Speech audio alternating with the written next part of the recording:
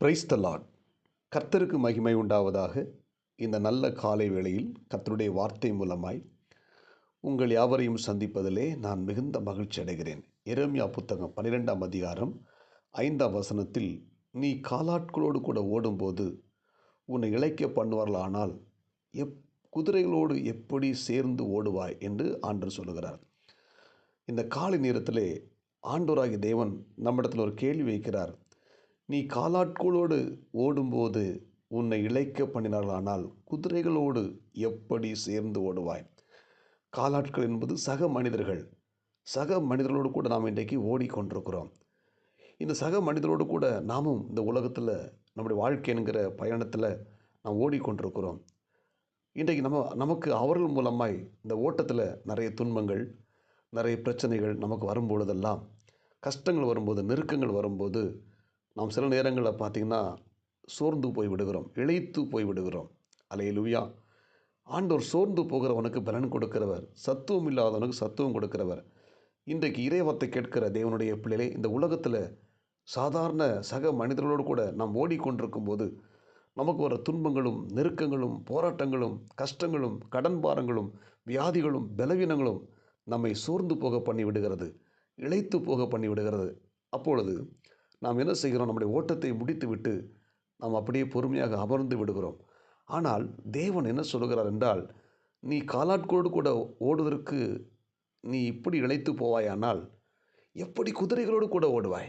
ஆமேன். நம்மை ஆண்டவர் சாதாரணமாய் அழைக்கலை, அசாதாரணமான காரியங்களுக்காக நம்மை அழைத்திருக்கிறார் என்பதை நாம் புரிந்து கொள்ள வேண்டும். என்றைக்கு நாம் இயேசு கிறிஸ்துவை சொந்த இரட்சகராக நம்முடைய வாழ்வில் ஏற்றுக்கொண்டோமோ அன்று முதல் நாம் அவருடைய பிள்ளைகள். அல்லேலூயா!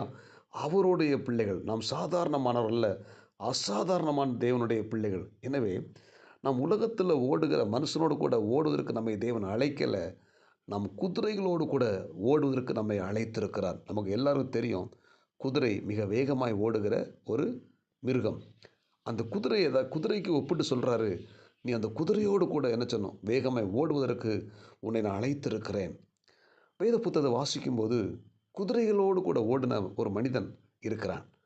அது யார் என்றால், நீங்கள் 1 ராஜாக்கள் புத்தகம் 18ஆம் அதிகாரம் 41, 46 வரை வாசித்து பார்த்தீங்கன்னா, தேசத்தில் வறட்சி, பஞ்சம். இந்த நேரத்தில் மழை இல்லை. இப்போ எலியா என்ன செய்கிறாரு? ஜெபிக்கிறார். அப்பொழுது ஆகாப் ராஜா வருகிறான்.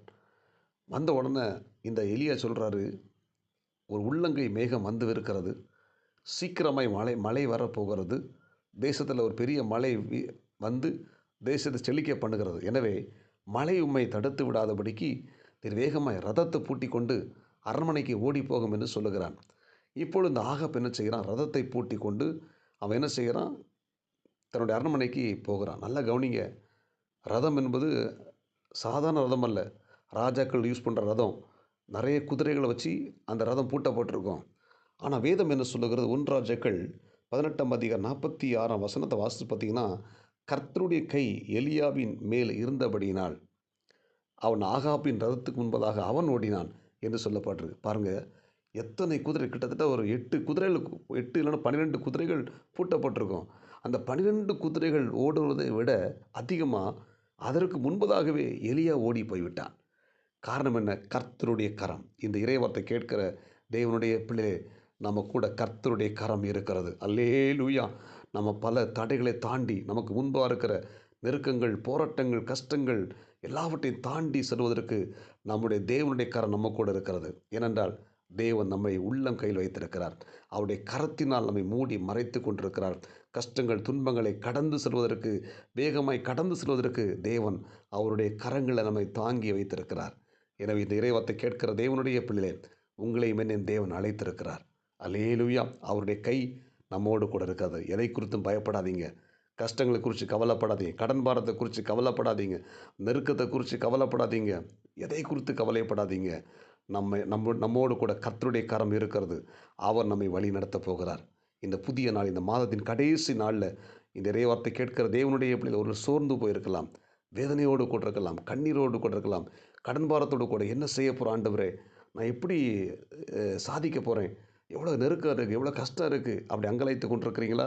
கவலைப்படாதிருங்கள். இன்றைக்கு உங்களோடு கூட கர்த்தருடைய கரம் இருக்கிறது. ஆமென். அவருடைய கை உங்கள் மேல் இருக்கிறது. அவர் உங்களை ஆஸ்வதிக்கப் போகிறார். அவர் உங்களை வழிநடத்தப் போகிறார். அவர் உங்களை உயர்த்தப் போகிறார். ஜெபிப்போமா?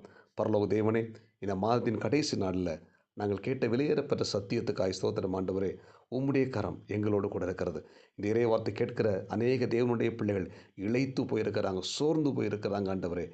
இப்படிப்பட்ட மக்களை கர்த்தர் ஆஸ்வதிங்க. உம்முடைய கரம் உம்முடைய பிள்ளைகளோடு கூட இருந்து ஒவ்வொருத்தரையும் வழி நடத்தட்டும் ஆண்டவரே. இந்த இறைவார்த்தை கேட்ட ஒவ்வொரு தேவனுடைய பிள்ளைகளும் ஆஸ்வதிங்க, பாதுகாத்துக் கொள்ளுங்க. தேவனுடைய அனுக்கிரகம் கொண்டிருப்பதாக இயேசு கிறிஸ்துவின் நாமத்தில் ஜெபிக்கிறோம் நல்ல பிதாவே. ஆமேன். God bless you. உங்கள் யாவரையும் கர்த்தர் ஆசீர்வதிப்பாராக. இந்த நாள் உங்களுக்கு இனிமையாக அமையட்டும். ஆமேன்.